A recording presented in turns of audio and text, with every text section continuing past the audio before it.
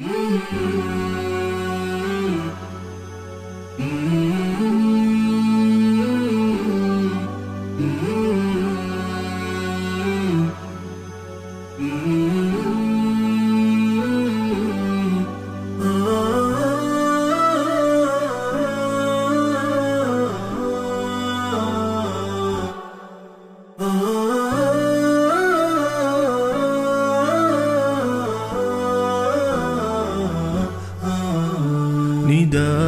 الحق صوت قد شجاني وبلغني الحقيقة والأماني وكان لي السبيل إلى المعالي ونورا للهداية والبيان. أعوذ بالله من الشيطان الرجيم. بسم الله الرحمن الرحيم. سبح لله ما في السماوات وما في الأرض وهو العزيز الحكيم. هو الذي أخرج الذين كفروا من ديارهم هو الذي أخرج الذين كفروا من أهل الكتاب من ديارهم لأول الحشر ما ظننتم أن يخرجوا وظنوا أنهم مانعتهم حصونهم من الله فأتاهم الله من حيث لم يحتسبوا وقذف في قلوبهم الرعب يخربون بيوتهم بأيديهم وأيدي المؤمنين فاعتبروا يا أولي الأبصار. صدق الله العظيم. اللهم صل على محمد.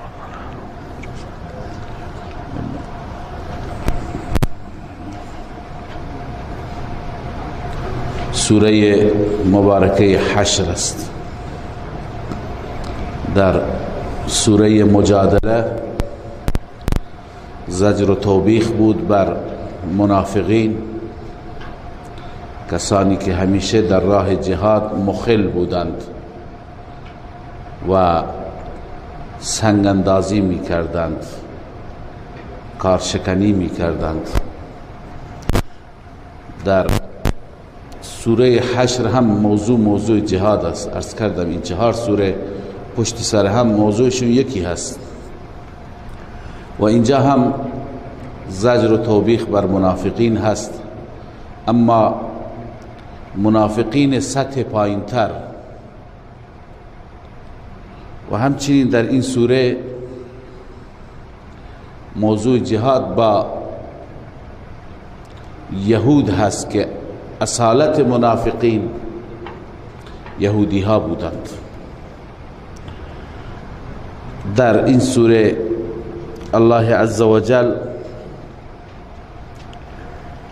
موضوع جهاد را مطرح می فرماید، تخویف دنیوی و هم زجر بر منافقین. اما سوره از مسبحات است، به این معنی که با تسبیح شروع میشه، با تسبیح و تقدیس الله عز و جل. سبحه معنیش اینه که خداوند از هر عیب پاک است، از شریک پاک است، از همسر و اولاد پاک است.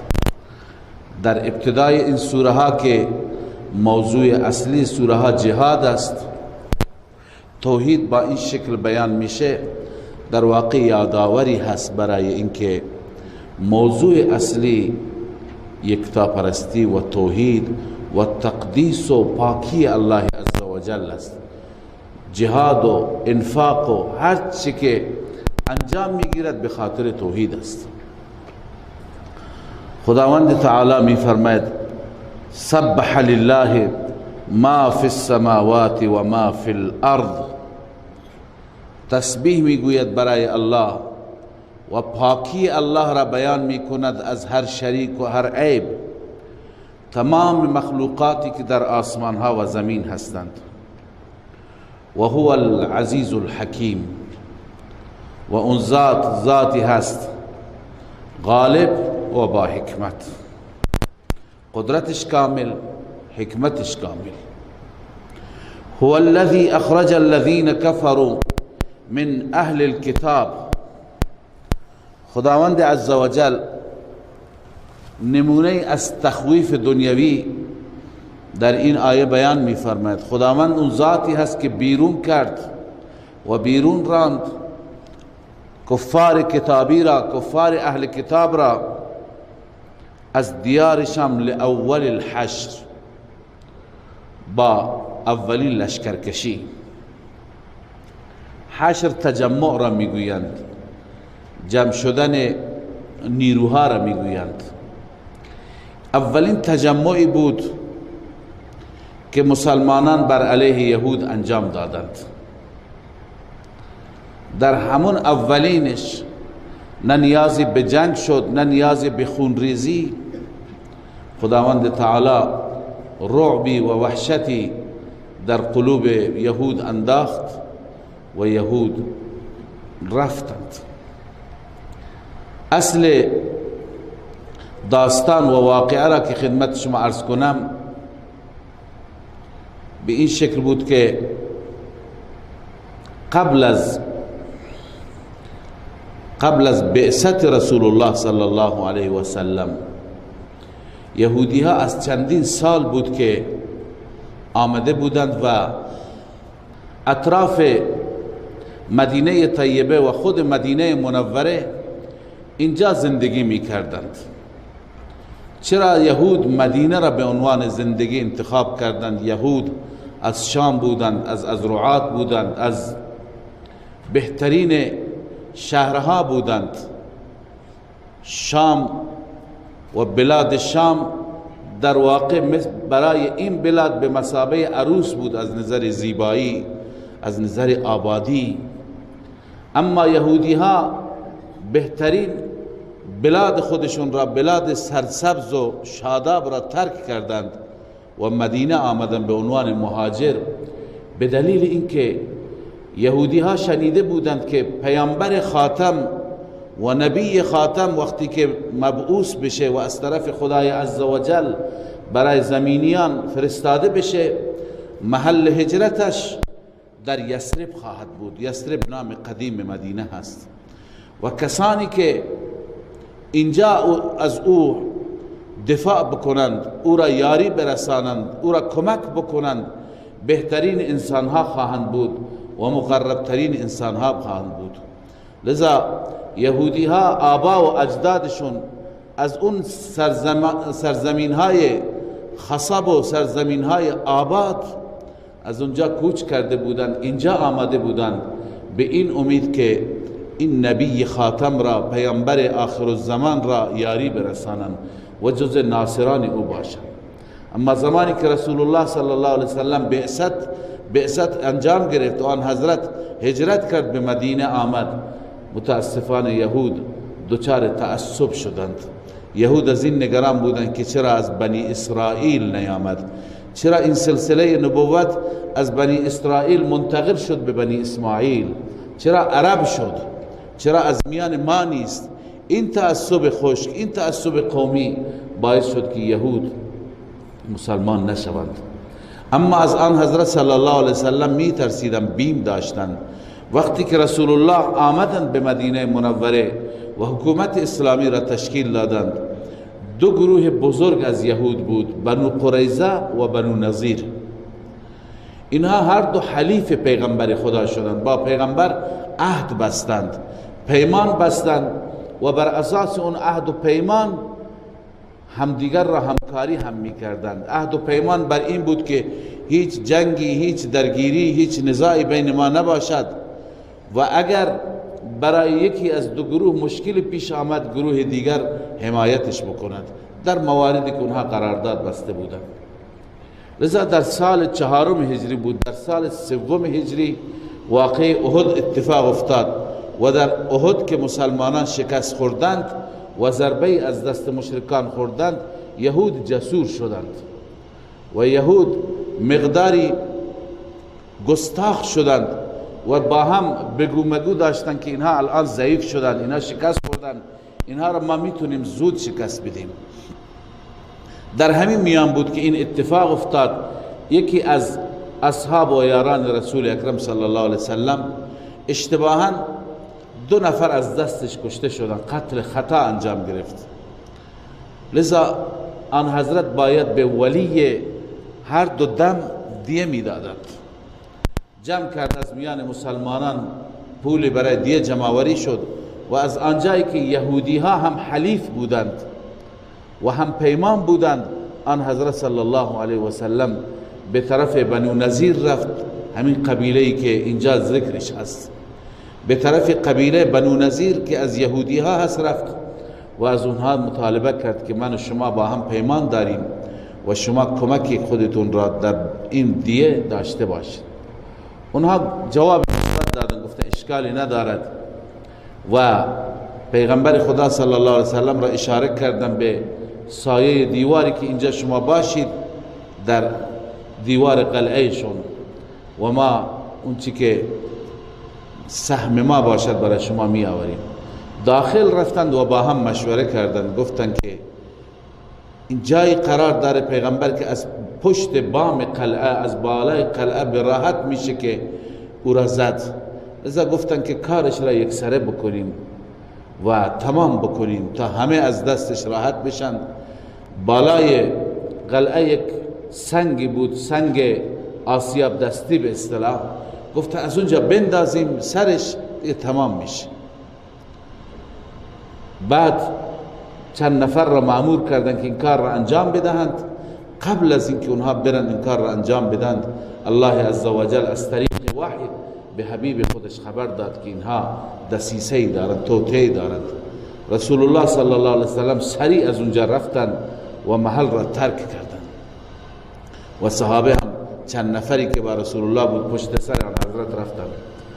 بعد از اون دیگه برملا شد خیانت یهود و آن حضرت صلی الله علیه وسلم به یهودی ها پیغام دادند که دیگه شما عهد را شکستید، شما پیمان را شکستید، ما با شما می جنگیم یا مدینه را ترک بکنید. یهودی ها آماده جنگ شدند و بسیاری از منافقین مثل عبدالله ابن ابی تشجیع کردند یهودی ها را، ما در کنار شما هستیم، اگر با شما جنگیدن ما هم می جنگیم، اگر شما را بیرون کردن ما هم بیرون می شویم. لذا اینا باعث شد که یهودی ها مقدار تقویت بشن با این صحبت های دروغین رئیس منافقان، تا اینکه آن حضرت صلی الله علیه وسلم آماده شدن با لشکری به طرف بنو نظیر. بنو نظیر تقریبا 2 میل از مدینه طیبه فاصله داشت، حدودا 3-4 کیلومتر. آن حضرت وقتی که رفتند بنو نظیر را محاصره کردند، بنو نظیر هرچه منتظر ماند، منتظر نیروهای کمکی، بعضی دیگر از اقوام هم قول همکاری داده بودند، منتظر یهود منافقین هیچ خبری نشد و آخر بنو نظیر 11 روز در محاصره بودند. بعد از 11 روز مجبور شدند تسلیم بشند و آن حضرت پیشنهادات را برای خودشون واگذار کرد. گفت که اگر میخواهید ترک کنید و خانه و کاشاره خودتون را بروید هر جا میرید و از وسایلتون بغیر از اسلحه هر چی که میتونید با خودتون ببرید. اونها همین شرط را پذیرفتند و هر خانواده یک شتر بار برای خودش برداشت. باغات زیادی داشتند، امکانات زیادی داشتند. ابتداءً که مسلمان ها میخواستند حمله بکنند و رعب و وحشت ایجاد بکنند، مسلمان ها باغات اونها را و درختای اونها را سوزاندند. اونها پیغام دادند که شما چه ملتی هستید؟ شما که خودتون را متشرع و پایبند شرع میدانید و متدین به آیین آسمانی و کتاب آسمانی میدانید، چرا درختها را میسوزانید؟ چرا کشتزار را خراب میکنید؟ که الله عزوجل به اصحابم تسلی داد. علی ای حال یهودی ها ترک کردند و رفتند. اکثر یهودی ها به طرف ازرعات شام رفتند و به طرف اریحا بیت المقدس رفتند و بخش بزرگشون بعضی از تیره هایشان مثل حویه بن اخطب که حویه بن اخطب سردارشون بود، اینا رفتن خیبر. خیبر فاصله داشت با مدینه منوره ولی در همین منطقه بود. اینا رفتن پیش یهودیان خیبر، بقیه رفتن. به هر حال امکانات زیاد در دست رسول مکرم صلی الله علیه و سلم و اصحاب و یاران آن حضرت افتاد و این اموالی که بدون جنگ بدون خونریزی به دست آمد، فقط خدای عزوجل اون قوم را مرعوب کرد. این مال را میگن مال فی. دو تا مال داریم که در جنگ به دست میاد. یکی مال غنیمت، اونی که مجاهدین می جنگند، می کشند، کشته میشن، شهید میدن، بعد اموال به دست میاد، اون مال غنیمت هست. و مال غنیمت در سوره مبارکه انفال الله عزوجل حکمش را بیان فرموده: واعلموا ان ما غنمتم فان لله خمسه وللرسول. غنایمی که به دست می آورید 1/5 مال خدا و رسول، یعنی تصدق و مال بیت المال، 4/5 دیگه بین مسلمانان، بین غزات و بین مجاهدان تقسیم بشه. اما مال فی صحابه بر همین پندار بودند که این مال را الان باید تقسیم بکنند، ولی صحابه حتی اسبی ندوانده بودند، 2 میل زیاد نبود. اکثر صحابه از مدینه تا اونجا با پای پیاده رفتند، حتی اسب و شتر خودشون را نبردند. فقط رسول الله صلی الله علیه وسلم بر سر شتری سوار بودند و رفتند اونجا. لذا الله عزوجل درباره این مال فرمود این مال مال فی هست و این مال در اختیار خدا و رسول، این تقسیم نمیشه. بعضی مصارف را الله تعالی بیان فرمودند که من اونجا که به اون آیات برسیم توضیح میدم. اما ترجمه آیات خداوند عزوجل می فرماید: هو الذی اخرج الذین کفروا من اهل الكتاب. این تخویف دنیوی هست. الله آن ذاتی هست که بیرون کرد کسانی را که کفر کردند از اهل کتاب، بیرون کرد من دیارهم، از دیارشان، لاول الحشر، با اولین تجمع لشکر. حشر را 2 تفسیر کردند. این سوره به همین مناسبت اسمش سوره حشر است. حشر به معنای تجمع هست. بعضی میگن که تجمع منظور تجمع سپاه اسلام است. اولین تجمعی که بر علیه یهود بود اینجا اتفاق افتاد. لذا خداوند عزوجل فرمود که همه یهودی ها را الله بیرون کرد. و بعضی میگن حشر یعنی جلاوطنی یهود. یهودی ها 2 بار جلاوطن شدن، یکی همینجا و یکی در زمان سیدنا عمر فاروق رضی الله تعالی عنه. لذا الله می فرماید: هو الذی اخرج الذین کفروا من اهل الكتاب.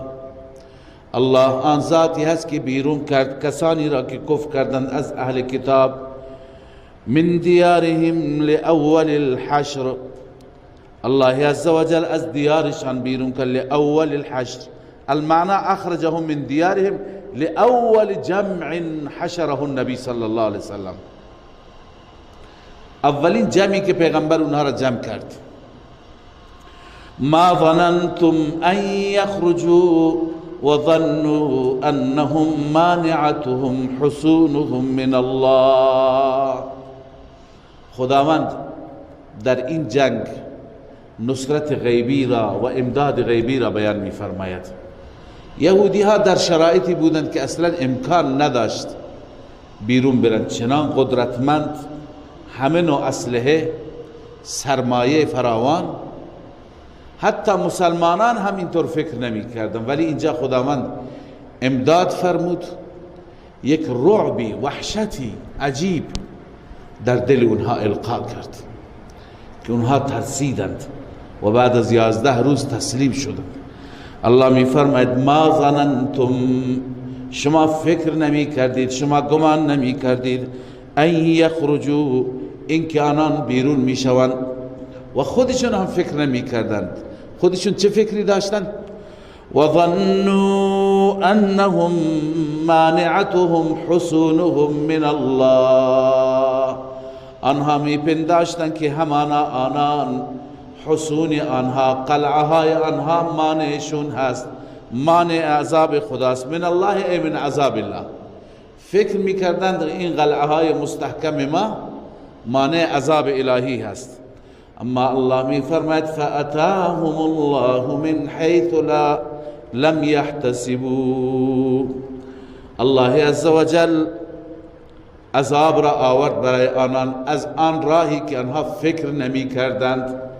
چنان وحشتی، چنان رعبی خدای عزوجل در دلشان انداخت که آیات خودش بیان می فرماید و قذف فی قلوبهم الرعب. الله در دلشان رعب انداخت. بعد از اینکه رعب انداخت، قبلا عرض کردم که مسلمان ها دیوارها را خراب میکردند، نخلها را میسوزاندند، یه وحشتی در درون دشمن القا میکردند. بعدا وقتی که یهود مایوس شدند و گفتند باید از اینجا بریم، خب این خونه برای کی میمانه؟ برای مسلمان ها میمانه، این ساختمان ها، این امکانات. پس آخر الامر خودشون هم خراب میکردند، درها را میشکستند و دیوارها را مینداختند تا اینکه برای مسلمان ها سالم نماند. الله میفرماید چنان رعبی در دلشان الله القا کرد که یخربون بیوتهم بایدیهم و ایدی المؤمنین. آنها خانه هایشان را خراب میکردند با دست های خودشان و با دست های مؤمنین. فاعتبروا یا اولی الابصار، ای عقل مندان، ای انسان های دانا، عبرت بگیرید. دعوت به تذکر میده خدا ما را، به ما میگه شما درس بگیرید، عبرت بگیرید. ببینید خدای عزوجل وقتی که بخواهد پوزه قدرتمندان را به خاک بزنه چطور میزنه که خودش ثروت خودش را، سرمایه خودش را با دستان خودش خراب میکنه. و بعد از این اون چیزی که برای اونها مقدر شد جلاوطنی بود. خداوند تعالی میفرماید اگر خداوند برای اونها جلاوطنی نمی نوشت، مقدر نمی کرد، به عذاب بدتر گرفتار می شد. ولولا ان كتب الله عليهم الجلاء، اگر الله نمی نوشت بر آنها جلاوطنی را، لعذبهم فی الدنیا، در همین دنیا آنها را عذاب میداد با قید و قتل. بنویسی قید و قتل. ولهم فی الاخرة عذاب النار، برای این یهودی ها در آخرت عذاب آتش است. در آخرت در آتش جهنم واقع می شوند. چرا؟ علت این نار، علت جلاوطنی، علت بدبختی چیه؟ ذلك بأنهم شاقوا الله ورسوله، این به سبب این بود که آنها مخالفت کردند با الله و رسولش، دشمن خدا و دشمن رسولش بودند. و من یشاق الله فإن الله شدید العقاب، هر کسی با الله مخالفت بکند، با دین خدا مخالفت بکند، الله او را سخت عذاب میده. به هر حال این علت جلاوطنی و علت این بدبختیشون بود. اما در واقعشون خدمت شما عرض کردم که مسلمان ها بعد از این که میخواستن رعب و وحشت ایجاد کنند در قلوب آنان و شروع کردن به تخریب دیوارها و تخریب درختها و سوزاندن درختها، یهودی ها اعتراض کردند که شما آیا دینتون شما رو به همین چیز وادار میکند؟ مقداری در قلوب مسلمین شبهه ایجاد شد، اشکال ایجاد شد که نکنه ما کار اشتباهی کردیم. کسی که مجاهد در راه خداست او باید بیشتر تقوا داشته باشد، بیشتر باید احتیاط بکنه. یه وقتی نگه من مجاهدم، دستم تفنگ، هر کاری میکنم، نه. برای اون قوانین بسیار ظریفی هست که باید رعایت بکنه. یه وقتی بناحق کسی را نکشه. لذا در دل مسلمان ها آمد که این کاری که ما کردیم شاید کار اشتباهی بود، کفاره‌ای داره، گناهش چیه؟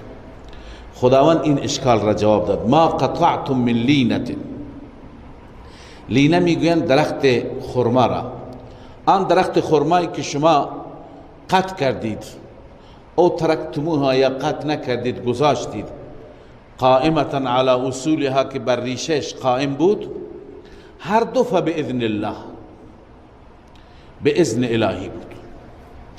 یعنی لازم هست انسان وقتی که میخواد دشمن را مرعوب بکنه، دشمن را متأثر بکنه، باید در اون حملات ابتداییش چنان شدید باشد، چنان خطرناک و وانمود بکند که دشمن بترسه، دشمن لرزه براندام بشه. لذا الله می فرماید فباذن الله، این به اذن الهی بوده، ولیخزی الفاسقین، الله این اجازه را به شما داد تا که فاسقین رسوا بشند، منافقین، یهودی ها. لذا برای شما معنیش اینه، برای شما اشکالی نداره، نگران نباشید. و ما افاء الله علی رسوله، در رابطه با مال فی که اینجا آمده مقدار توضیح میخوام عرض کنم، به درد شما جای دیگه میخوره. مال فی اون مالی را میگویند که از طریق جنگ به دست نیامده. دشمن وقتی که وحشت زده بشه و تسلیم بشه و جنگ صورت نگیرد، هرچی مال به دست میاد این مال فی هست. چون اینجا مجاهدین شمشیر نزدند و تیراندازی نکردند، شهید ندادند و زحمت خاصی نداشته، این مال فی حکمش اینه که این در اختیار امیر هست، کسی که در رأس هست. اون زمان در اختیار رسول الله صلی الله علیه وسلم بود و او به هر کس که مناسب میداند میده. اون مال فی در اصل مال بیت المال است، اما اگر اینجا لباسی بود، خرمایی بود، غذایی بود، به هر کسی میده. و اگر باغ چیزی بود به ملک کسی در نمیاره، ولی در اختیار میگذاره تا وقتی مثلا شما استفاده بکنید. بعضی از صحابه را، بعضی از اهل بیت را، هر کسی را که رسول الله مناسب میدونست اجازه دادند.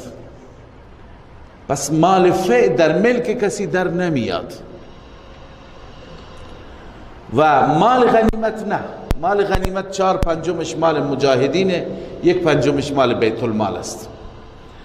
حال اموال فی که گرفتند در همین قلعه بنی نظیر جنگ اتفاق نیفتاد. 1-2 سال بعد از این، 1 سال تقریبا بعد از این، قلعه بنو قریظه هم به همین صورت گروهی دیگر از یهودی ها بود که اونا هم آخر خیانت کردند. داستانشون در سوره احزاب می آید. اونها را الله عزوجل گرفتار کرد. اونها هم به همین صورت به دست آمدند. چند تا دیگه روستا و قریه و باغ بودند. یکی از اون باغها باغ فدک هست، معروف است. باغ فدک که سیده فاطمه رضی الله تعالی عنها بعد از رحلت رسول مکرم صلی الله علیه و سلم از امیر المؤمنین ابو بکر صدیق رضی الله عنه تقاضا کرد، پیام فرستاد که اون چی که مال ماست، مال ما اهل بیت هست، شما به ما بدهید. چون که باغ فدک را پیغمبر خدا صلی الله علیه وسلم در زمان خودش در اختیار بعضی از اهل بیت گذاشت. گفت شما تا وقتی اینجا کشاورزی بکنید، زحمت بکشید، بخورید، استفاده بکنید. به اونها داده بود برای استفاده. حضرت فاطمه رضی الله تعالی عنها فکر میکرد که این مال رسول الله بوده و باید به ایشون ارث برسه. ابوبکر صدیق در جواب فاطمه پیغام فرستاد که رسول مکرم صلی الله علیه و سلم فرموده ما گروهی و جماعتی از انبیا هستیم که نه از کسی ارث میبریم و نه پشت سر خودمون ارث میگذاریم و هر چی که میگذاریم صدقه هست. لذا آن حضرت ارثی ندارد. با این حدیث فاطمه رضی الله تعالی عنها قانع شد. در صحیح بخاری است فاطمه بعد از اون صحبت نکرد به این معنی که قانع شد، دیگه بحث نکرد. بعضی از عزیزان میخوان نشون بدن که بین صحابه مشکل بوده، میگن صحبت نکرد یعنی قهر کرد. بعد از اون قهر کرد. قبل از اون هم فاطمه رضی الله عنها پیش ابوبکر نمی آمد، محرم نبود. بعد از اون هم نمی آمد که اینها با هم صحبت کردن که قهر بشند. صحبت نکرد به این معنی هست که دیگه ناراحت نشد، دیگه قانع شد، دیگه چیزی نگفت. و بعد هم ابوبکر رضی الله تعالی عنه میخواست مسئله را تفهیم بکنه، نه اینکه به اهل بیت ندهد. بعد از اون همون باغ فدک را ولی در تولیت ابوبکر، در امارت و سرپرستی ابوبکر، در اختیار سیدنا علی و حضرت عباس عموی علی و رسول الله صلی الله علیه وسلم داد که این باغ را شما به صورت نصف شما استفاده بکنید، از میوه‌اش استفاده بکنید، زحمت بکشید. حتی در روایت ها می آید، در روایت های صحیح می آید که تا زمانی که در خلافت ابوبکر در اختیار این دو نفر بود، در زمان خلافت عمر رضی الله تعالی عنه هم در اختیار این عمو و برادرزاده بود، عباس و علی بود. حتی در این زمان اینا با هم اختلاف پیدا کردند بر آبی، جویی، حریمی چیزی، ناراحت شدند از هم دیگه. حضرت عمر رضی الله تعالی عنه بین اونها داوری کرد. لذا باغ را حضرت ابوبکر در اختیار گذاشت، ولی اون چیزی که فرمود فقط به خاطر تفهیم مسئله. لذا نباید از این نوع جریانات بعضی ها وانمود کنن، نشون بدن که بین اصحاب و یاران رسول الله مشکل بوده، بغض بوده. نخیر. خب عبارت قرطبی را میخواستم بخوانم که مالهای فی کدوم مالها هستند. قال ابن عباس هی قریزه. ابن عباس گفته که قریزه هست و نظیر و هما بالمدینه و فدک و هی 3 ایام من المدینه، فاصله 3 روز بود، و خیبر و قرا عرینه و ینبع. قرطبی. لذا این روستاها و این آبادی ها هر چی به دست آمد با تسلیم شدن و با رعب به دست آمده این اموال فی هستند. الله می فرماید و ما افاء الله علی رسوله منهم، آنچه که الله فی کرد یعنی بخشید بر رسولش، منهم از آن یهودی ها، از اموال اون یهودی ها، فما اوجفتم علیه من خیل، شاید مسلمان ها ابتداء طمع و انتظار داشتند که به ما از مال بدند. الله می فرماید شما اینجا هیچ نه اسبی دوانیدید نه شتری. فما اوجفتم علیه من خیل، شما ندوانیدید بر آن هیچ اسبی ولا رکاب و نشتری، ولكن الله يسلط رسله على من يشاء، اما الله مسلط میکند پیامبرانش را یا پیامبرش را بر هر کسی که بخواهد. والله على كل شيء قدیر. این علت است، الله بر هر چیز قادره، هر چی که بخواهد انجام میده. خب پس وقتی که به صحابه نمیرسد مال کیه؟ الله عزوجل مصرف مال فی را در اینجا بیان میفرماید. کجا مصرف بشه؟ ما افاء الله علی رسول، بخاطر اینکه اینجا بیان مصرف است، اعاده لبعد العهد است، دوباره ذکر کرد آنچه که خدا فی کرده یعنی بخشیده بر رسولش من اهل القرى، از قریه های مختلف. قریه ها همین قریه ها بودن که عرض کردم، قریظه، نذیر، فدک، عرینه، ینبع. این روستاها فلله وللرسول، اینا را به خدا و به رسول اختصاص بدید و به دیگران که میاد. به خدا، خدا که نیاز ندارد، مال خدا کجا صرف بشه؟ و مال فقرا بعدا آمده، و مال خود فقرا، این مال خداست. بعضی گفتن اسم خدای عزوجل تبرکاً ذکر شده، مراد رسول صلی الله علیه و سلم است. اما بعضی میگن نه، فلله یک سهمی لله جدا بشه. کجا مصرف بشه؟ در مسجد الحرام، در بیت الله مصرف بشه، در مسجد النبی مصرف بشه، در مساجد دیگر مصرف بشه. یعنی مخصوص اماکن مذهبی و مساجد سهمی که میگه لله، این را چیکار بکنن؟ جدا کنن. ولی رسول و سهم دیگر مال رسول. رسول صلی الله علیه و سلم برای خود و اهل بیتش از این مال خداوند صریحاً دستور داد. اما این خدمت شما عرض کنم که در این آیه ننوشته چقدر. مثلا در مال غنیمت شما میخوانیم مال بیت المال 1/5، بقیه 4/5 مال مجاهدینه. اینجا مشخص نکرده چقدر به پیغمبر میرسه، اهل بیت، چقدر به خویشاوندان، به ساداتی که نمیتونن مال صدقه و مال زکات بگیرن، چقدر به یتیم، چقدر به مسکین. مشخص که نکرده، در اختیار امیر هست، در اختیار متولی امر است. پیغمبر هر چی مناسب میدوند و بعد از پیغمبر هر که جانشین پیغمبر بود هر چی مناسب میداند. مثلا مناسب اینه که برای مسجد الحرام یک بخش زیادی هزینه بشه، هزینه بکنه، در اختیار او هست، به اجتهاد او بستگی داره، خودش هرچی نیاز داره. بقیه فقرا و مساکین شرایطشون را بررسی بکنند، با توجه به شرایطشون. اینجا خداوند حدی تعیین نکرده، موکول است به رأی خود اون شخص. لذا الله می فرماید فلله وللرسول، برای الله و برای رسول است، ولذی القربا و برای خویشاوندان رسول، والیتاما برای یتیم ها، والمساکین برای مسکین ها، و ابن السبیل برای مسافران. به این مصارف بدهید.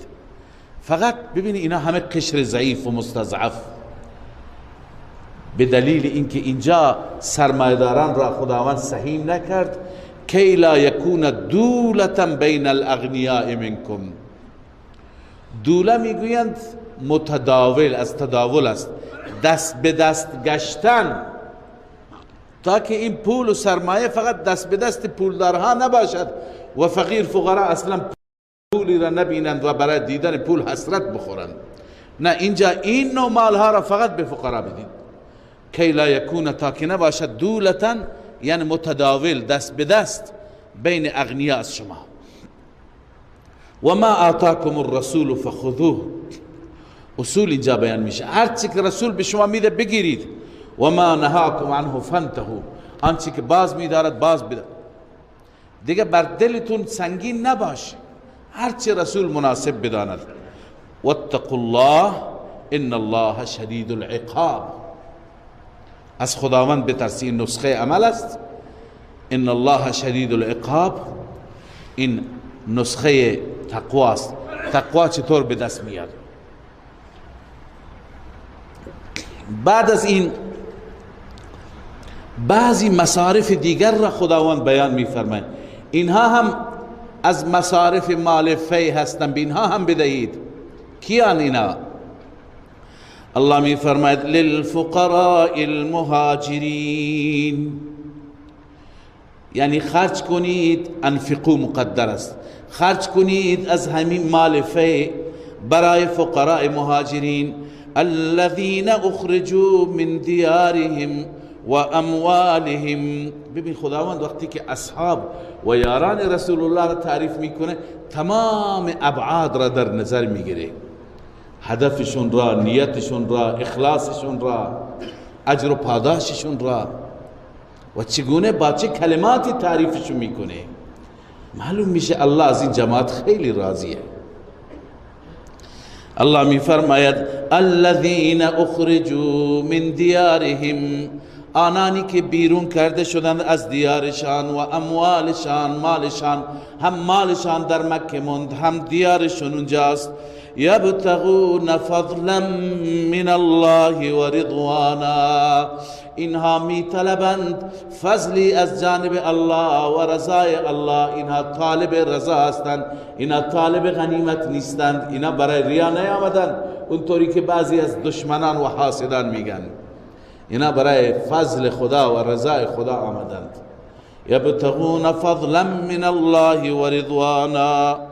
و فضیلت دیگر و ینصرون الله و رسوله، و الله را یاری میکنند، یعنی دین الله را یاری میکنند، و رسوله و رسول الله را یاری میکنند.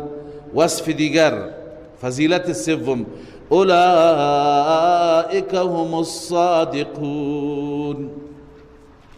الله گواهی میده اینها صادقون هستند. در ادعای ایمان اینا راست میگن، اینا صادقونند. پس یه جایی قبلا ما در سوره حجرات خواندیم اولئک هم الصادقون، اینجا هم نسبت به صحابه گفته شد اولئک هم الصادقون. صادقون کیند؟ صحابه. یا ایها الذین آمنوا اتقوا الله و کونوا مع الصادقین، با صادقین باش، یعنی بر خط مشی صحابه باش. اگر میخواهی تقوا داشته باشی بیا به مسیر صحابه، حب صحابه در قلبت باشد. اولئک هم الصادقون، ای الصادقون فی ادعای ایمانهم، در ادعای ایمان اینا چیند؟ صادقند. و حالهم على ضد دعواهم، و بر از کنم که احوالی که اونها دارند در اون صادق هستند. بعضی ها بر علیه این حال میگه اینا صادق نیستند. این تفسیر مظهری هست. میگه فمن قال من الروافض انهم كانوا منافقین، بعضی از روافض میگه اینا منافق بودند. هر کسی، بعضی ها هستن متاسفانه واقعا فی قلوبهم مرض، در دلشون مرض هست. آیاتی که در قرآن مجید در رابطه با منافقین هست، این آیات را میخوانند و اشاره به اصحاب میکنند، به یاران رسول الله میکنند. به این خاطر علامه قاضی ثناء الله پانیپتی این جمله را میفرماید هر کسی از روافض بگه که انهم کانوا منافقین، صحابه، مهاجرین و انصار منافقین بودند، و کانوا کاذبین فی ادعای ایمانهم، و در ادعای ایمانشون دروغ گفتند، کفر، این که کفره. چرا؟ لاستلزام انکار هذه الآیه، چون لازم میاد این آیه را انکار بکنه. آیه میگه که اونا منافق نبودند، اونا مخلص بودند، اونا طالب رضای الهی بودند. لذا اینها هستند مصرف مال فی، این فقرای مهاجرین. اولئک هم الصادقون، اینها هستند صادقین. خب این یک گروه شدن از اصحاب رسول الله. اصل صحابه دو گروه بودند، مهاجرین و انصار. حال الله عزوجل انصاری ها را ذکر می فرماید. الله می فرماید والذین تبوأوا الدار والایمان، همچنین آنهایی که جای دادن مهاجرین را در دار، یعنی در دارالهجرت. دارالهجرت کجاست؟ مدینه منوره. آنهایی که جا دادند مهاجرین را در دارالهجرت والایمان، و آنهایی که ایمان حاصل کردند. این از قبیل الفتها تبنا و ماء باردن هست که اصطلاح را توضیح دادم. اصلش هست والذین تبوأوا الدار و حصلوا الایمان، در دارالهجره جا دادن و خودشون ایمان را حاصل کردند. یا و اخلصوا الایمان، در ایمان خودشون مخلص بودند. الله می فرماید که اینها که با قلبی باز، با آغوش باز از مهاجرین استقبال کردند، اونها را در دارالهجره آوردند، اونها را تو خانه و کاشانه خودشون جا دادند و خودشون والایمان من قبلهم، یعنی قبل از اینکه مهاجرین بیایند اینها رفتن مکه و ایمان را از اونجا حاصل کردند، خدمت رسول الله رفتند و بیعت کردند، ایمان آوردند. و بعد این فضیلت اولشون. فضیلت دوم، یحبون من هاجر الیهم، دوست دارند اونهایی را که هجرت میکنن به سوی اونها، یعنی با مهاجرین محبت دارند انصاری ها. این دو. سوم، ولا یجدون فی صدورهم حاجه، و در دلهاشان هیچ نوع حاجتی، هیچ نوع نیازی نمی بینند. این نتیجه محبت. مما اوتو، از آنچه که داده شدند، یعنی هرچی به خودشون برسه هیچ خودشون را نیازمند نمیدانند که هیچ. و یؤثرون علی انفسهم، الله می فرماید مهاجرین را بر خود ترجیح میدهند، ولو کان بهم خصاصه، گرچه خودشان در این باب نیاز داشته باشند، احتیاج داشته باشند، دیگران را بر خود ترجیح میدهند.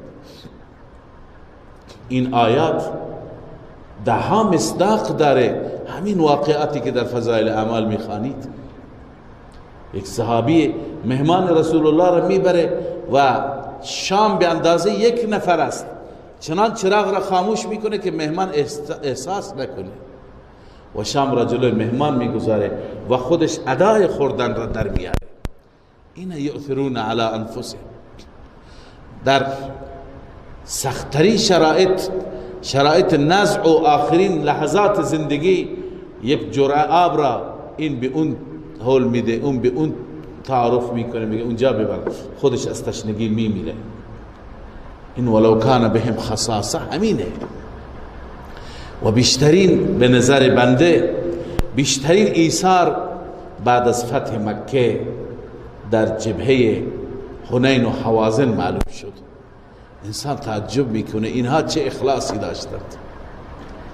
اونجا وقتی که رفتند و با حوازن درگیر شدند، حوازن را و حنینی ها را شکست دادند و غنایم بسیار زیادی به دست آمد، خیلی غنیمت، به قدر غنیمت که بعضی از سرداران تازه مسلمان قریش را رسول الله صلی الله علیه وسلم به هر نفر 100 شتر داد، به یک نفر 100 شتر. تازه مسلمان بودن، پیغمبر میخواست که اینها دلشون به دست بیاد. و همچنین به مهاجرین رسول الله زیاد داد، چون الان دیگه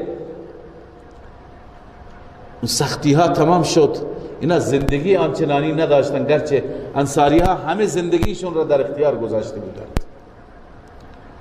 اینا میخواست پیغمبر خدا که اینا زندگی خودشون را دوباره تشکیل بدن، لذا به مهاجرین هم زیاد داد، به نو مسلمان ها هم زیاد داد، ولی به انصاری ها هیچی نداد. پیغمبر خدا به انصار هیچی نداد. بعضی از جوان ها و نوجوان ها صحبتی کردن که این صحبت به پیغمبر رسید، گفتم وقت جنگ که میرسه ما را صدا میکنن، ما میایم میجنگیم، اما وقت تقسیم غنایم ما را فراموش میکنن، به ما هیچی ندادند. این خبر وقتی که به رسول الله رسید، انصار را جمع کرد و انصار را توجیه کرد، گفت که ای برادران انصار من، شما راضی نیستید از اینجا همه مردم با مال برمیگردند، دست و بالشون پر از مال هست و ثروت و سرمایه، شما با رسول خدا برمیگردید، یعنی سهم شما رسول الله است، رسول الله مال شما. چون که این خطر هم بود که الان دیگه مکه فتح شد، بعد از مکه حوازن فتح شد، حنین فتح شد، جای اصلی رسول الله کجاست؟ مکه است. دیگه رسول الله باید مکه بموند، شهر خودش. ولی نه، دستور هجرت اینه، اینکه انسان یک بار هجرت کرد تا آخر حیات باید همونجا بماند. پس این مژده را داد که گویی من دیگه تو مکه نمیمانم، من با شما میام. گفت که راضی نیستید بقیه مردم با مال برمیگردند و شما با رسول خدا برمیگردید. انصاری ها به قدری خوشحال شدند، گفتن همین پیغمبر خدا برای ما بس. و آن حضرت صلی الله علیه وسلم هم متأثر شدند از ایثار انصار و فرمودند که اگر تمام مردم از یک وادی و از یک شعب برند و انصاری ها از یک راه از یک وادی دیگه بره، من همون وادی میرم که انصاری ها میرند، من با انصار هستم. اینها دل اونها را خوش کرد. لذا الله عز وجل این گونه از انصار تعریف میکند. الله می فرماید ولا یجدون فی صدورهم حاجة مما اوتوا، نمیابند در سینه هایشان، در دلشان نیازی از آنچه که داده شدند. و یؤثرون علی انفسهم ولو کان بهم خصاصه، الله می فرماید دیگران را بر خود ترجیح می دهند گرچه خودشون نیازمند باشند. این صفات را الله خیلی دوست داره. این صفات نباید فقط مال انصار باشد، باید مال من شما هم باشد. گاهی میشه که ما خودمون نیاز داریم به چیزی، ولی یک برادر مسلمان را ببینیم، یک خانواده مسلمان را ببینیم، اگر ما اونها را بر خود ترجیح بدیم و خودمون سختی بگذارانیم و اونها را خوشحال بکنیم، الله خیلی خوشنود میشه، خیلی راضی میشه. لذا الله می فرماید که و من یوق شح نفسه، علت این همه ایثار، علت این همه از خود گذشتگی اینه که در وجود اینها شح نیست. شح دو معنی داره، یکی بخل، یکی حرص. حریص بر مال نیستند، بخیل نیستند. خوشا به حال کسی که در وجودش بخل و حرص نباشد، حریص نباشد و بخیل نباشد.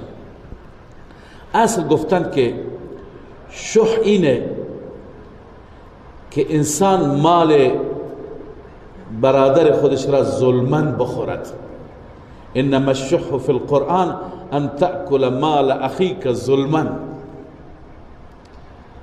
شح در قرآن به این معنی است که مال برادرت را ظلماً بخور.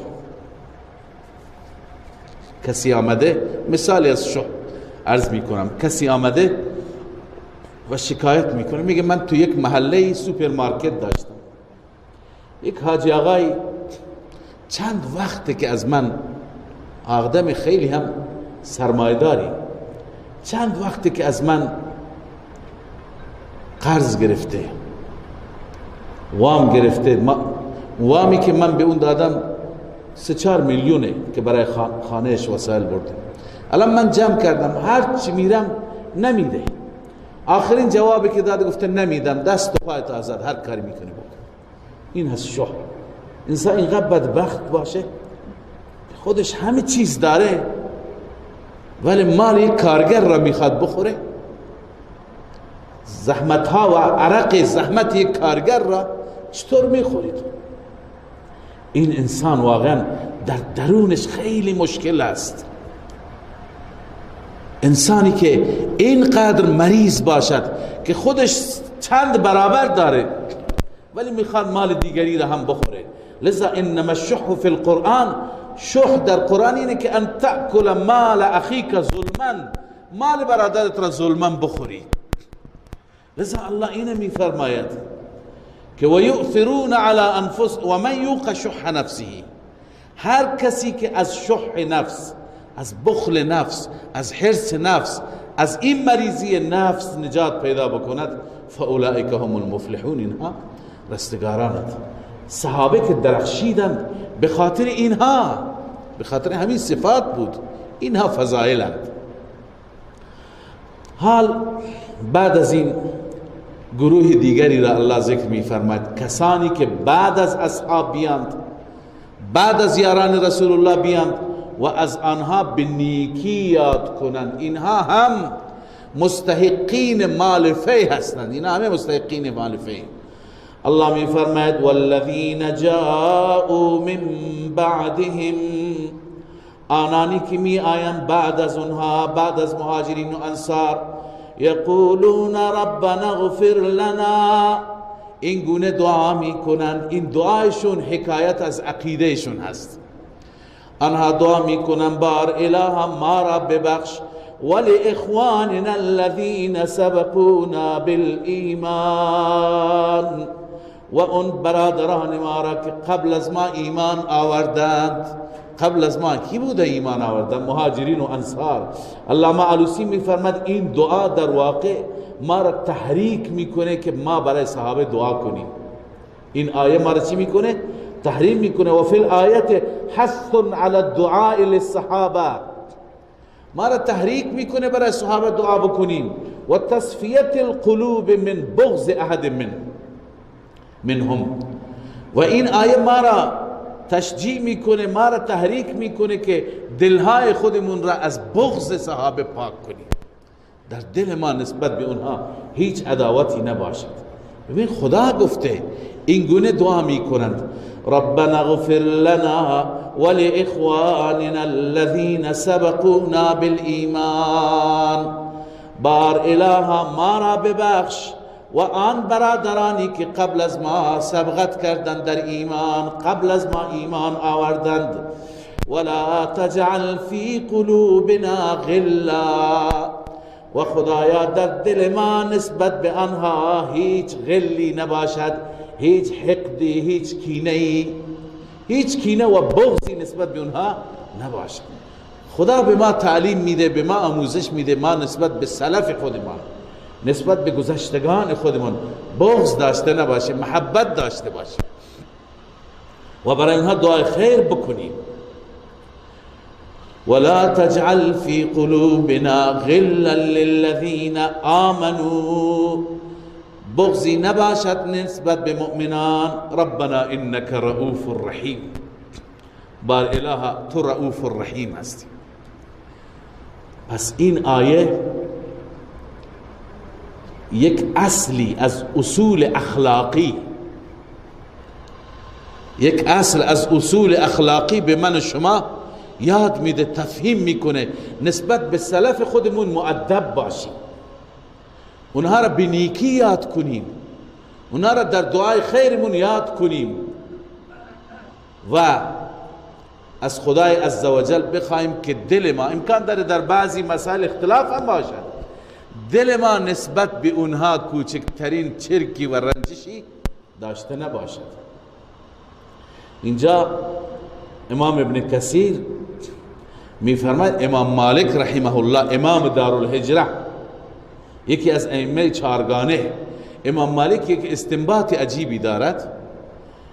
امام مالک میفرماید از این آیه کریمه من این استنباط را میکنم که اونهایی که نسبت به اصحاب و یاران رسول الله صلی الله علیه وسلم بغض دارند و کینه دارند، اونها هیچ وقت از مال فی سهمی نمیبرند. چرا؟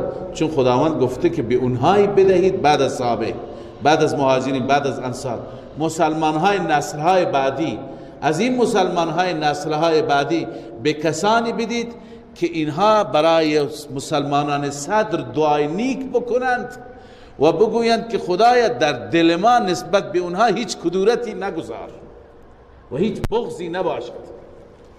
و ما احسن، این عبارت ابن کثیر است، و ما احسن ما استنبط مالک من هذه الآیه الکریمه، چقدر زیباست استنباط امام مالک از این آیه کریمه که ان الروافض الذي يسب الصحابه، روافضی که صحابه را بد و بیراه میگوید، لیس له فی مال الفیء نصیب، مال فیء اون حقی ندارد، لعدم اتصافه بما مدح هؤلاء، چون این با این اوصاف متصف نیست، این اوصاف در درونش نیست. این اوصاف میگه در درونت حب باشه، اون در درونش بغض. این میگه در درونت حب باشه که شب و روز برای اونها دعای مغفرت کن، او لعن و نفرین میکند. این اوصافی که بما مدح هؤلاء فی قولهم ربنا اغفر لنا ولاخواننا الى آخره. بس بعد از صحابه، بعد از مهاجرین و انصار، مستحقین کیا هستند؟ اینها هستند که نسبت به اونها حسن ظن دارند، نسبت به اونها حب دارند. الم تر الى الذين نافقوا، بعد از واقعه ارز کنم بنو نذیر، الله عزوجل زجر و توبیخ بیان می‌فرماید، سرزنش برای کی؟ برای منافقین. منافقین خدمت شما ابتدای داستان عرض کردم که به یهودی ها می گفتند که محکم بیستید، مرد باشید، یه وقتی نروید اینجا بمانید، اگر بنا شد که شما بریم ما هم باید بریم از اینجا، بنا شد با شما بجنگن ما هم می جنگیم. الله عزوجل پیشگویی میکنه اینا دروغ میگن، اینا نه ارزه جنگ دارن نه ارزه رفتن از اینجا را دارن. الله می فرماید الم تر الی الذین نافقوا، آیا دیدی آنهایی را که نافقوا منافق بودند و منافق شدند، یقولون لاخوانهم الذین کفروا، میگویم به برادرانشان آنانی که کفر کردند، چون اصل منافقین از چی هستند؟ از یهودی ها هستند، پس اونا برادر دینیشون بودن. بعضی میگن این گفتن برای بنو قریظه هست که یک سال بعد این واقع اتفاق افتاد، اما بعضی میگن این اتفاق، اکثر مفسرین میگن همین اتفاقی که در بنو نذیر است، چون سوره درباره بنو نذیر است. الله میفرماید به اهل کتابی که کفر کردن به آنها گفتن لئن اخرجتم لنخرجن معکم، اگر شما بیرون کرده شدید، اگر از اینجا شما اخراج شدید، لنخرجن معکم، حتما ما با شما بیرون میشیم، ولا نطیع فیکم احدا ابدا، ما در رابطه با شما از هیچ کسی پیروی نمی کنیم هرگز. و این قتلتم، اگر با شما جنگ اتفاق افتاد، جنگی صورت گرفت، لننصرنکم، ما حتما شما را یاری میکنیم. این سخن منافقین بود. حال الله چی میفرماید؟ والله یشهد انهم لکاذبون، الله گواهی میدهد که اینها دروغ میگویند. در چه دروغ میگویند؟ در همین حرفایی که به یهودیا گفتند، در این دروغ میگویند. با این تفصیل لئن اخرجوا لا یخرجون معهم، اگر آنها بیرون کرده شوند اینها با آنها بیرون نمی شوند، اینها خارج نمی شوند. ولئن قوتلوا لا ینصرونهم، اگر با آنان جنگ اتفاق بیفته اینها هرگز اونها را یاری نمی کنند. ولئن نصروهم، اگر بالفرض والمحال اینها اونها را یاری کنند، لیولن الادبار، الله می فرماید اون وقت اینها پشت میدهند. منافق ایمان نداره، منافق همیشه میترسه، پشت میدهند یعنی پا به فرار میگذارند. ثم لا ینصرون، سپس اینها یاری نمیشوند از طرف خدا، از طرف یهودی ها، از هیچ طرفی تار و مار میشوند. به این خاطر یاریشون نمی کنن، پشت خودشون را خالی میبینن. و علت این ترسشون چیه؟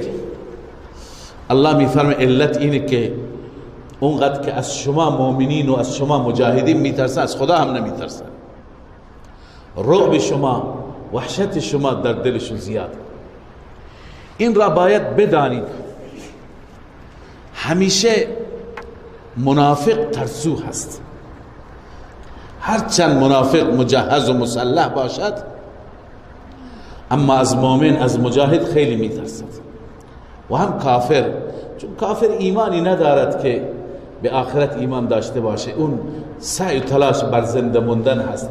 هر کسی که بر زنده موندن خودش تلاش بکنه خیلی ترسو برمیاد. الله میفرماید لانتم اشد رهبة فی صدورهم من الله.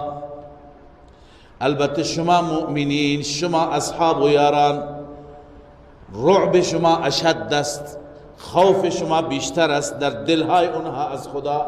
یعنی اونقدر که از شما میترسند از خدا هم نمیترسند. چرا؟ ایمان ندارند. این علتش است. ذالک بانهم لا یفقهون. این به سبب اینه که اونها نمیفهمند. باید از خدا ترسید. به دلیل کفر و شرکی که در وجودشان هست ایمان نداره. ایمان که نداره از خدا نمیترسند. و بعد هم درباره منافقین است و هم در رابطه با یهود است. تسلی برای مسلمانان است که اینها با شما هیچ وقت روبرو نمی جنگند. لا یقاتلونکم جمیعا الا فی قرى محصنه. اینها با شما نمی جنگند همگی مگر در قریه ها و در قلعه های محکم. از پشت قلعه یا از پشت دیوار او من وراء جدر، از پشت دیوار از دور چیزی پرتاب بکنند، یه موشکی بزنند، یک توپخانه شلیک بکنند، امکان داره. روبرو جرأت ندارند. چرا؟ یکی دیگر از دلایل اونا با خودشون هم مشکل زیاد دارند، همدل نیستند. بأسهم بینهم شدید. جنگ اونها، درگیری اونها بین خودشان هم شدید است. تحسبهم جمیعا و قلوبهم شتا. شما اونها را متفق و متحد و جمع میدانید در حالی که دلهایشون متفرق است، دلهایشون متشتت است، هر دلی به یک سمت و سو هست. ذلك بانهم قوم لا يعقلون. این به سبب این هست که اینا قومی هستن لا یعقل، قومی هستن که الله تعالی به اینها عقل نداده، دین هم ندارن، عقل هم ندارن. كمثل الذين من قبلهم قریبا ذاقوا وبال امرهم. خدای عزوجل تشبیه میده این یهودی ها را به یهودی های قبل از این. قبل از این یک قبیله کوچیکی بود به نام بنو قینقاع. اونا هم خیانتی کردند و رسول اکرم صلی الله علیه وسلم به محض اینکه برای اونها لشکرکشی کرد، اونها ترسیدن، گفتن با ما کار داشته نباشیم، ما از اینجا میریم. خداوند میفرماید اینا مثل اونها، کمثل الذین من قبلهم قریبا، مثل کسانی که قبل از اینها بودند در همین زمان قریب، ذاقوا وبال امرهم، که اونها وبال امرشون را چشیدند، ولهم عذاب علیم، و در آخرت هم برای اونها عذاب دردناک است. بعضی گفتن بنو قینقاع است، بعضی گفتن که مشرکین در بدر، اشاره به اونجاست. کمثل الشیطان، مثال دیگر خداوند به دو گروه اینها را تشبیه داده، یکی به بنو قینقاع یا به اصحاب بدر و یکی به خود شیطان. شیطان همیشه رفیق نیمراست. اذ قال للانسان کفر، به انسان میگه کفر کن، انسان را وادار میکنه از دایره ایمان خارج بشه. فلما کفر، وقتی که انسان کفر میکنه، قال اینی بریء منک، من از تو بری هستم، من بیزار. انسان را میبره تو بدبختی میندازه، بعد از زود براءت میکنه. انی اخاف الله رب العالمین، من از خدایی که رب العالمین هست میترسم. الله عز و جل میفرماید عاقبت هر دو، تابع و متبوع، شیطان و پیروش، این هر دو تو آتش. فکان عاقبتهما انهما فی النار خالدین فیها. عاقبت هر دو این هست که هر دو در آتش هستند، همیشه در آتش هستند. و ذلک جزاء الظالمین، این هست جزاء ظالمان. یا ایها الذین آمنوا اتقوا الله ولتنظر نفس ما قدمت لغد.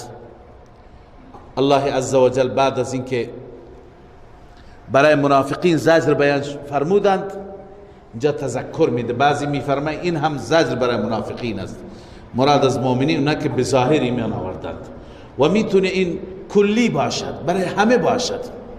الله چون در این آیه دعوت به تقوا میده، یا ایها الذین آمنوا اتقوا الله ولتنظر نفس ما قدمت لغد واتقوا الله. دو بار واتقوا الله تکرار شده. چرا؟ اولا خدا می فرماید یا ایها الذین آمنوا اتقوا الله، ای مؤمنین از خدا بترسید. بعد نسخه این تقوا را بیان می کند ولتنظر نفس ما قدمت لغد. باز مجدد می فرماید واتقوا الله، از خدا بترسید. باز نسخه تقوای دوم را می فرماید ان الله خبیر بما تعملون. اگر از همین نسخه تقوا شما به این دقت کنید و تدبر بفرمایید متوجه میشید اینجا دو نوع تقوا است. اتقوا الله اول در انجام طاعات است. اتقوا الله فی الطاعات، از خدا بترسید، طاعات را خوب انجام بدید. و دلیلش خدای عزوجل نسخه اون تقوا را بیان کرده. شما طاعت بکنید، عبادت بکنید، نماز بخونید، روزه، زکات، چون که فردا پیش خدا حاضر میشه. ولتنظر نفس ما قدمت لغد، هر نفسی نگاه کند برای فردا چی آماده کرده. این اتقوا الله اول است. دوم مجدد فرمود واتقوا الله، این فی ترک سیئات است، در ترک سیئات، در ترک معاصی. از خدا بترس، گناه نکن. اولی از خدا بترس، نماز بخوان. از خدا بترس، روزه بگیر. از خدا بترس، احکام را بجا بیار. چرا؟ چون که ولتنظر نفس ما قدمت لغد، برای فردا ببین هر نفسی چی آمده داره. دومی از خدا بترس، گناه نکن. چرا؟ یا نسخهش چیه؟ ان الله خبیر بما تعملون، خداوند نسبت به عمل کردت خبر داره، هر چی میکنی خدا مطلع هست. الله می فرماید ولا تکونوا کالذین نسوا الله، شما نباشید مثل آنانی که خدا را فراموش کردند. خدا را فراموش کردند یعنی چه؟ ترکوا ذکر الله، ذکر و یاد خدا را کنار گذاشتند. فانساهم انفسهم، پس الله عزوجل اونها را ترک کرد. فترکهم من ذکره بالرحمت والتوفیق، خداوند آنها را ترک کرد. انساهم به سبب انفس اونها، به سبب خدا فراموشی اونها، الله اونها را ترک کرد. منظور اینه که خدای عزوجل هیچ نوع لطفی، هیچ نوع رحمتی، هیچ نوع رأفتی نسبت به اونها ندارد. اولئک هم الفاسقون، اینها فاسقین هستند. اینا کسانی که از دین خارجند یا از طاعت خدا خارجند، معصیت میکنند. لا یستوی اصحاب النار و اصحاب الجنه، این علت اتقو هست و علت ولا تکونو هست. چرا از خدا بترس؟ چرا ولا تکونو کالذین نسوا الله؟ اونی که از خدا میترسد بهشتیه، اونی که خدا را فراموش میکند جهنمیه. الله میفرماید این دوتا با هم برابر نیستن. لا یستوی اصحاب النار و اصحاب الجنه، اصحاب نار و اصحاب جنت برابر نیستند. چه فرقی دارند؟ اصحاب الجنت هم الفائزون، بهشتی ها رستگارند. مسلمه، مفهوم مخالفش چیه؟ جهنمی ها رستگار نیستند. لذا شما راه اتقوا الله را بگیرید، راه الذین نسوا الله، راه اونها را نگیرید. خب این مطالب نغز، این مطالب زیبا، این مواعظ دلپذیر، اینها از طریق قرآن به من شما میرسد. لذا الله عزوجل در این آیه شریفه عظمت قرآن را و منزلت و جایگاه قرآن را الله برای من شما بیان میفرماد. لو انزلنا هذا القرآن على جبل لرأيته، الله می فرماید اگر ما این قرآن را نازل کنیم بر کوهی لرأیته خاشعا متصدعا، اون کوه را می بینی که خشوع می کند، فروتنی می کند، متأثر میشه. متصدعا من خشیت الله، تکه تکه میشه از خوف الله. معنیش اینه که اگر همین استعدادی که خدا به من و تو داده، همین فهم و درک و تکلیفی که من و تو مکلفیم و میدونیم که آینده ما خطرناک است، همین تکلیفی که خدا به من و تو داده، اگر اینها را به کوه میداد و کوه را خطاب میکرد و آنچه که من و تو میفهمیم کوه میفهمید، کوه را میدیدی با وجود صلابتش، با وجود سختیش، این کوه ریزه ریزه میشد، تکه تکه میشد. ببینید علامه قرطبی گفته حث علی تأمل مواعظ القرآن، خداوند من و شما را ای مسلمان تحریک فرموده، تشویق فرموده که به مواعظ قرآن تأمل بکنیم، فکر کنیم. و بین انه لا عذر فی ترک التدبر، و این بیان کرده که هر کس تدبر را ترک بکند هیچ عذری ندارد.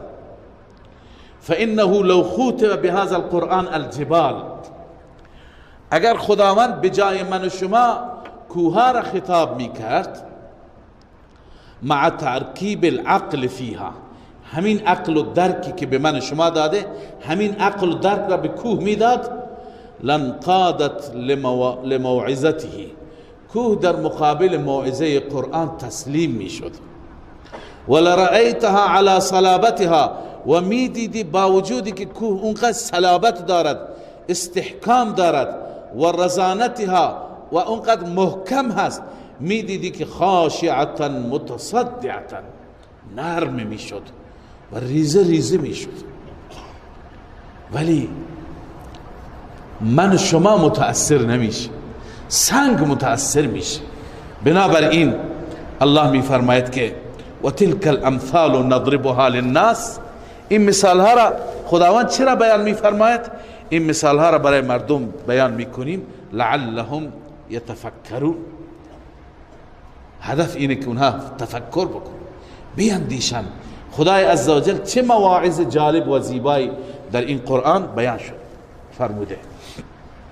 حال در پایان این سوره مبارکه، در اول سوره هم سبح لله موضوع توحید بود، در پایان هم مراتب سگانه توحید بیان میشه. یعنی اصل و هدف اصلی یکتاپرستی است، خدا را یگانه دانستن است و خدا را با صفاتش، با اسماء و حسنایش قبول کردن و او ایمان آوردن. لذا الله ادعا را مطرح می‌فرماید. الله می‌فرماید هو الله، اون ذات الله هست. هو الله، کدوم الله؟ هو الله الذي لا اله الا هو، اون ذات الله هست، اون اللهی که هیچ معبودی نیست جز او. عالم الغیب و الشهاده، این صفات می طلبد که فقط او را معبود بداریم. این صفات دلیل و حجت است بر این که لا اله الا هو، غیر از او معبود لایق عبادت نیست. چون که عالم الغیب و الشهاده، او داننده غیب هست و داننده حاضر هست. هر چی که غایب از چشمان ما، هر چی که حاضره، همه را الله می داند. هو الرحمن الرحیم، اون کامل صفات است. رحمان کسی که صفاتش کامل باشد، و رحیم مهربان، بخشاینده و مهربان است. هو الله الذي لا اله الا هو، الله آن ذاتی هست که هیچ معبودی لایق عبادت و پرستش نیست جز او. الملك القدوس، الله پادشاه مطلق است. ببین اینا اول عالم الغیب هست، عالم الغیب و الشهاده، اینجا بیان قدرت، پادشاهی، تصرف، مدیریت. پس این صفات را کسی داشته باشد لایق عبادت است. نه الملک القدوس، قدوس یعنی از هر عیب پاک است، مقدس از هر عیب. السلام، السلام یعنی سلامتی دهنده هم می آید، ولی بعضی گفتن السلام با قدوس مرتبط است. قدوس اونی که در حال حاضر از هر عیب پاک است. السلام یعنی پادشاهیش در آینده هم از هر عیب و نقص پاک است. المؤمن اون ذاتی هست که به ما امن میده، ما را امان میدهد. المهیمن ذاتی هست که نگهبان هست، محافظ است. العزیز اون ذاتی هست که عزیز هست، غالب هست، هر کاری بخواد میکنه. الجبار، جبار به معنی جبران کننده، یعنی اصلاح کننده مخلوق. مخلوق هر مشکلی داشته باشد خدا چی میکند؟ جبران میکند. المتکبر ای المبالغ فی الکبریا، اون ذاتی است که در کبریا به حد اعلا رسیده. سبحان الله عما یشرکون، ذاتی که این همه صفات والا دارد. واقعا این ذات پاک است از آنچه که مردم با او شریک میگیرند. هو الله الخالق البارئ المصور، الله آن ذاتی هست که خالق است، آفریننده هست. البارئ، بارئ هست. ببینید سه صفت بیان کرده الله: الخالق، البارئ، المصور. خلق به معنای پیدا کردن بر اساس حکمت، بر یعنی از عدم به وجود آوردن،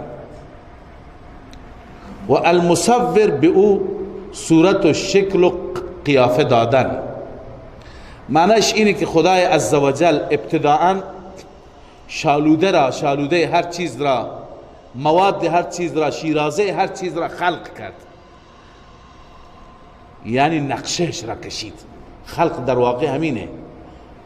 بلا تشبیه بگم، مثل یک مهندسی که یک ساختمانی که شما درست میکنید، اول مهندس اون نقشه را میکشد، خود اون به وجود نیامده، همون تصویرش هست، نقشهش هست.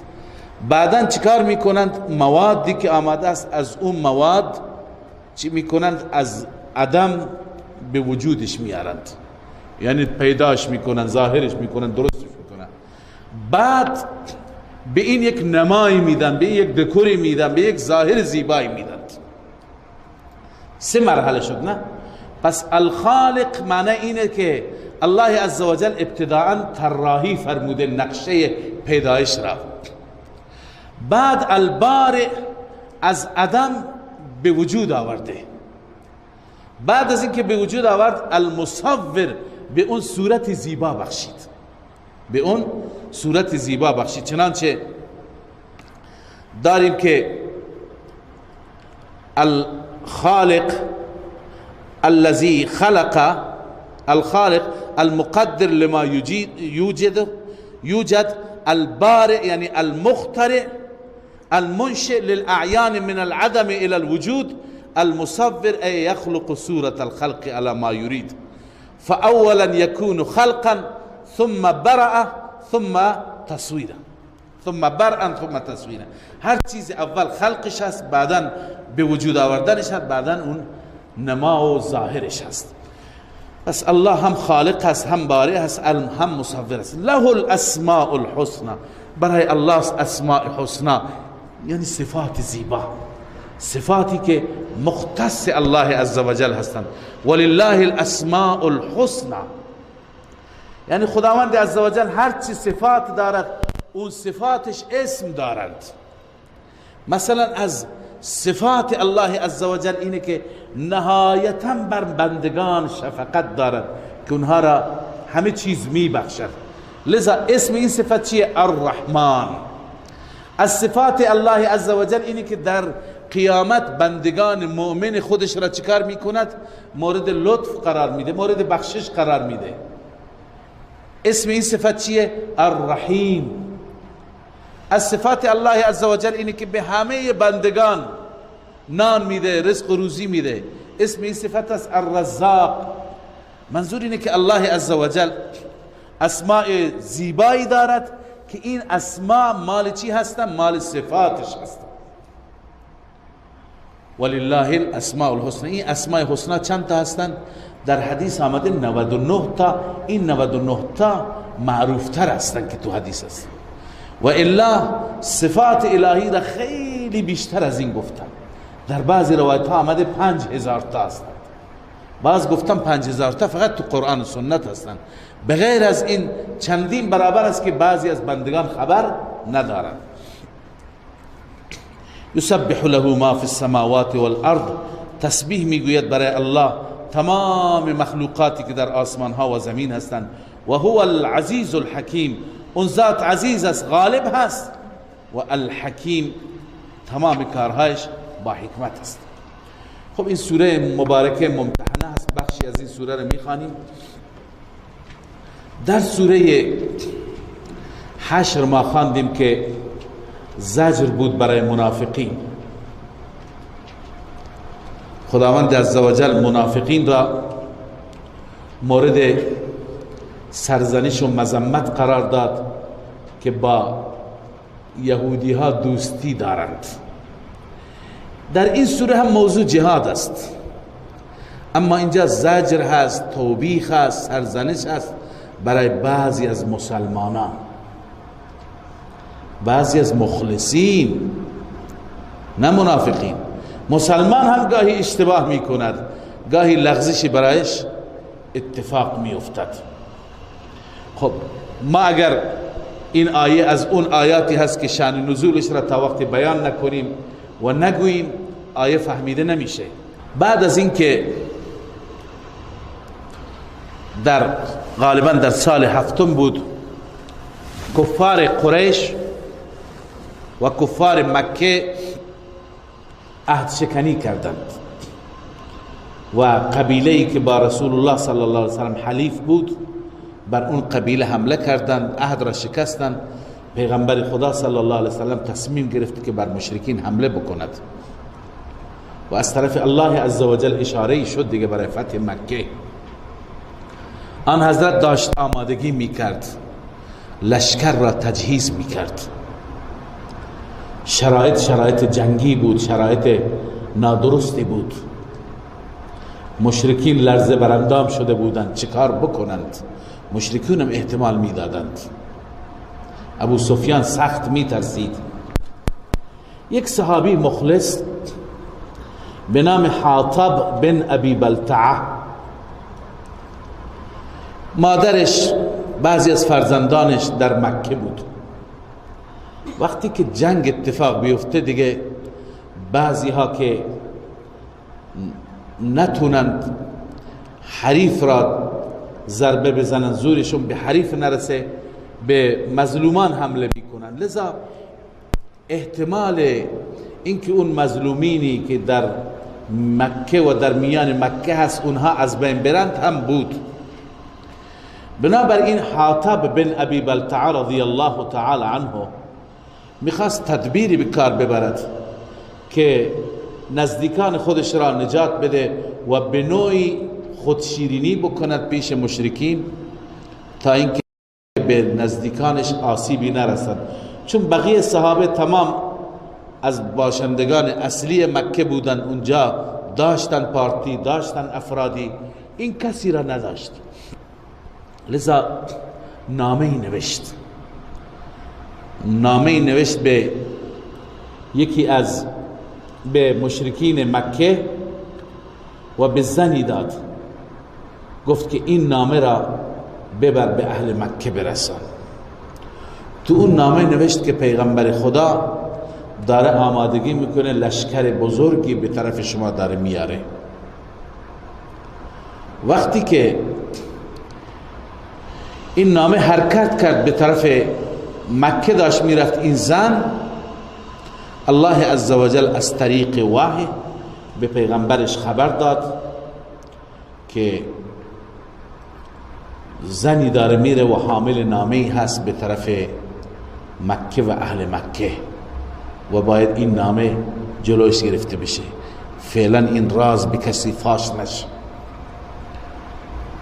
آن حضرت صلی الله علیه وسلم فوراً به تعقیب اون زن فرستادن سیدنا علی کرم الله وجهه و حضرت زبیر رضی الله تعالی عنه و حضرت مقداد و یکی دیگر از صحابه بود. اینها را آن حضرت صلی الله علیه وسلم فرستادند. اینها با اسبها تند تعقیب کردند در جای به نام خاخ، مقام خاخ. اونجا اون زن را پیدا کردن، بر شطوری بود داشت میرفت به طرف مکه، دستگیرش کردند و به اون زن گفتن که بیار اون نامه را. پیغمبر گفت نامه دستش است، نامه را بگیرید و خودش بیارید. گفت بیار نامه را. گفت که من نامه ندارم. گفتن امکان نداره. خلاصه هرچی وسایل داشت وسایلش را، خورجینش، لباسش، همه را جلوی اونها باز کرد. گفت هیچی چنین نامه‌ای که شما میگی با من نیست. حضرت علی کرم الله وجهه گفت که کلام خدا و گفته الله عزوجل صادق است و سوگند یاد کرد که اگر نامه را نیاوری و خودت ندی نامه را، ما مجبوریم که تفتیش و تلاشی بکنیم. خب زن بود دیگه، حیا غالب بود. آخر اون زن ترسید و از لای گیسوهایش نامه را در آورد و نامه را اونجا پنهان کرده بود. این نامه را صحابه گرفتند ازش و خود زن را دستگیر کردن، برگشتن به مدینه منوره. حضرت حاطب بن ابی بلتعه که این خطا و این اشتباه را کرد احضار شد. وقتی که آن حضرت صلی الله علیه وسلم بهش گفت یا رسول الله، من میدونستم که شما پیروز میشوید، ولی من زن و بچه‌ام یا مادرم و بعضی از اولادم اونجا بود، گفتم تا وقتی که شما اونجا برسی اینها محفوظ بمانند، در امان بمانند، و الا من از روی نفاق این کار را نکردم. من در دلم ایمان هست. و این را هم خدمت شما بگم که حاطب ابن ابی بلتعه یکی از اصحاب بدری بود، در جنگ بدر همراه بود. حضرت عمر رضی الله تعالی عنه در این زمان هم ناراحت شد و اجازه خواست که رسول خدا صلی الله علیه وسلم اجازه بده. گفت من این منافق را باید بکشم، گردنش را بزنم. حضرت رسول صلی الله علیه وسلم به عمر چی گفت؟ اول اون جملاتی، کلماتی که در تفاسیر آمده، که کلماتی که حاطب گفت که ولم افعله کفرا، یا رسول الله من از روی کفر این کار را نکردم، ولا ارتدادا عن دینی، و از دینم هم بر نگشتم، مرتد نشدم، ولا رزم بالکفر بعد الاسلام، و بعد از اسلام که من اسلام آوردم برای کفر هرگز راضی نیستم. فقال النبی صلی الله علیه وسلم صدق، راست میگه. ولی عمر رضی الله تعالی عنه وقتی که اجازه خواست، آن حضرت دفاع کرد از این صحابی. گفت ای عمر، الیس من اهل بدر؟ مگر این حاطب از اهل بدر نیست؟ چون در اهل بدر هیچ منافقی نبود. الیس من اهل بدر؟ فقال لعل الله اطلع على اهل بدر، لعل الله اطلع، خداوند از اهل بدر خبر دارد، خدا میدوند که در آینده اینا چه اشتباهی میکنند. با وجود این خدا بهشون چه گفته؟ فقال اعملوا ما شئتم، ای صحابه و ای همراهانی که در بدر همراه رسول من بودید، هر چی که دلتون میخواد از این به بعد برید انجام بدید. فقد وجبت لكم الجنه، خدا فرموده من بهشت را برای شما واجب کردم، یا فرمود او قد غفرت لكم، یا این کلمات یا این کلمات که خدا بهشون گفته من شما را بخشیدم. ای عمر، مگه این از همونها نیست؟ فدمعت عینا عمر وقال الله ورسوله اعلم، چشمان عمر رضی الله تعالی عنه اشکبار شد و گفت که خدا و رسولش بهتر میداند، عمر نمیداند. لذا معلوم شد که این صحابی از روی نفاق این کار را نکرده. و ببینید اون چیزی که تو اون نامه نوشته، به تعبیر محلی ما مشرکین را زهر ترک کرده بود.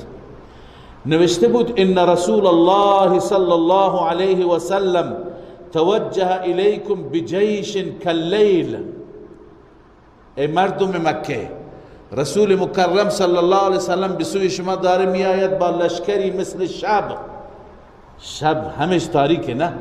لشکر وقتی که زیاد و انبوه باشد مثل شب. یسیر کالسیل، چنان خروشان و چنان غران مثل سیل می آید. و اقسم بالله، من حاطب سوگند یاد می کنم به خدا، لو سار الیکم وحده لنصره الله علیکم. اگر این پیغمبر به تنهایی بیاد هم خدا یاریش میکنه، اگر تک تنها بیاد هم خدا اینو کمک میکنه. فانه منجز له ما وعده، چون خداوند وعده‌ای که با او کرده او را تکمیل میکنه. روح المانی. پس این نامه را نوشت، اونها را ترسوند، ولی ضمناً میخواست بگه که من به افراد من تعرض نکنید. علی ای حال نامه را رسول الله صلی الله علیه وسلم گرفت و به اون زن اجازه نداد که بره. خداوند با این کلمات خطاب میکنه. ببین، یا ایها الذین آمنو، ای کسانی که ایمان آوردید. سبحان الله، تفسیر قرطبی نکته جالبی نوشته همین صحابی حاتب ابن ابی بلتعه بعد از اینکه این آیه نازل شد و در این آیه خداوند او را با مؤمن خطاب کرد، یا ایها الذین آمنو، ای کسانی که ایمان آوردید. غشی علیهم من الفرح بخطاب الایمان، ذکر ان حاطبا لما سمع، گفتن ذکر کردن که حاطب وقتی که این جمله را شنید، یا ایها الذین آمنو، غشیه از حال افتاد، غش کرد، من الفرح بخطاب الایمان، از بس خوشحال شد که خدا من مؤمن میدونه هنوز، پس من منافق نشدم. این برایش خوشحال کننده. ذا الله می فرماید یا ایها الذین آمنوا لا تتخذوا عدوی و عدوکم اولیاء.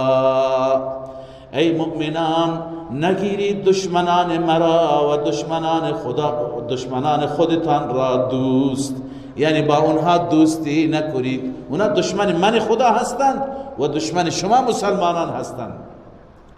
تلقون الیهم بالموده، این بیان هست برای اولیاء. چطور دوست نگیرید، با اون دوستی نکنید که به سوی آنها پیغام محبت بفرستید. تلقون الیهم بالموده، پیام مودت به سوی آنها القا کنی، در حالی که وقد کفروا بما جاءکم من الحق، در حالی که اینها کفر کردند، اینها انکار کردند، کفر کردند اون قرآنی که با شماست. بما جاءکم من الحق، پیش شما آمده قرآن، قرآن را کافرند. چند سبب اینجا بیان می‌فرماید الله که دوستی نباشه. ببین این اسباب امروز هم هر جا هست دوستی نکنیم. اولی سبب لا تتخذوا عدوی، سبب اول قطع رابطه، چون دشمن من خدا هستند. دو، سبب دوم و عدوکم، دشمن شما مسلمانان هم هستند. سه، وقد کفروا بما جاءکم من الحق، اینا منکر قرآنند یا منکر توحیدند. بما جاءکم من الحق توحید هم میتونه باشه، دین حق، دین توحیدی. چار، یخرجون الرسول، اینها همونهایی هستند که دیروز رسول من را از مکه بیرون کردند. یخرجون الرسول، رسول را بیرون کردند. و ایاکم، و همچنین شما را بیرون کردند. چرا بیرون کردند؟ دلیل اخراج ان تؤمنوا بالله ربکم، به دلیل اینکه شما ایمان آوردید، ایمان می آورید به الله، آن اللهی که رب شماست. به این دلیل اونها شما را بیرون کردند. ان کنتم خرجتم جهادا في سبيلي وابتغاء مرضاتی. الله می فرماید اگر شما برای جهاد در راه من خارج شدید و برای طلب رضای من خارج شدید، این شرط جزایش باز همون اول جمله است، ای لا تتخذوا عدوی و عدوکم اولیاء. ای اصحاب، ای یاران پیامبر من، اگر شما به خاطر جهاد در راه من خدا خارج شدید و به خاطر ابتغاء مرضاتی طلب رضای من خارج شدید، پس با دشمنان من و دشمنان خودتون دوستی نکنید. تسرون الیهم بالموده، این بیان تلقون است. تلقون الیهم بالموده کجا؟ گفتم ما با شما دوستی میکنیم، به صورت مخفیانه پیام دوستی میفرستید. الله میفرماید در حالی که و انا اعلم بما اخفیتم و ما اعلنتم، من رب العالمین عالم تر هستم، بهتر میدانم هرچه شما مخفی میکنید، هرچه شما ظاهر میکنید. لذا نتیجه موالات، نتیجه دوستی با کفار چه خواهد بود؟ و من یفعله منکم، هر کسی این کار را بکند از شما، فقد ضل سواء السبیل، همانا اون گمراه شده از راه راست، اون راه کج رفته. لذا با اینها دوستی نکنید. این معنی اول اصرار است. اصرار یعنی دوستی مخفیانه. و انا اعلم بما اخفیتم. معنی دوم اصرار، چرا با اینها مخفیانه دوستی نکن؟ این یثقفوکم یکونوا لکم اعداء، اگر آنها شما را بیابند، هر جا ببینند، اونها دشمن شما می شوند. و یبسطوا الیکم ایدیهم، و دستهای خودشون را به سوی شما بلند می کنند. و السنتهم، و زبانهای خودشون را به سو، به بدی. و ودوا لو تکفرون، علت اصلی اضرار دینی هست. اونا دوست دارن کفر شما را، تمنای اونها اینه که شما کفر کنید. پس اینها همه دلیل است نباید با اونها به صورت مخفیانه دوستی و محبت بکنید. لن تنفعکم ارحامکم ولا اولادکم. الله عز وجل سبب موالات را، که سبب موالات و دوستی چی میشه؟ گاهی خویشاوندی میشه. الله میفرماید که این خویشاوندی وقتی که دین شما مثل هم نیست، چه دردی برایتون دوا میکنه. لن تنفعکم ارحامکم، هیچ سودی برای شما نخواهد داشت خویشاوندی شما، صله رحمی شما، ولا اولادکم، و نه اولاد شما. یوم القیامت یفصل بینکم، روز قیامت الله بین شما چی؟ جدایی می اندازد. یوم یفر المرء من اخیه و امه و ابیه و صاحبته و بنیه. این است یوم القیامت یفصل بینکم، ای یفرق الله تعالی بینکم بما یکون من الهول. چنان هولی هست در قیامت که الله بین شما جدایی می اندازد، الموجب لفرار کل واحد من الاخر. چنان هولی که موجب میشه هر یکی از پیش دیگری فرار بکنه. پس چرا شما دوستی میکنید به خاطر خویشاوندی؟ خویشاوندی چه دردی میخورد؟ والله بما تعملون بصیر. اینجا اخلاص بیان میفرماید. الله تعالی میفرماید خدای عزوجل نسبت به اعمال شما بصیر و بینا هست. صدق الله مولانا العظیم.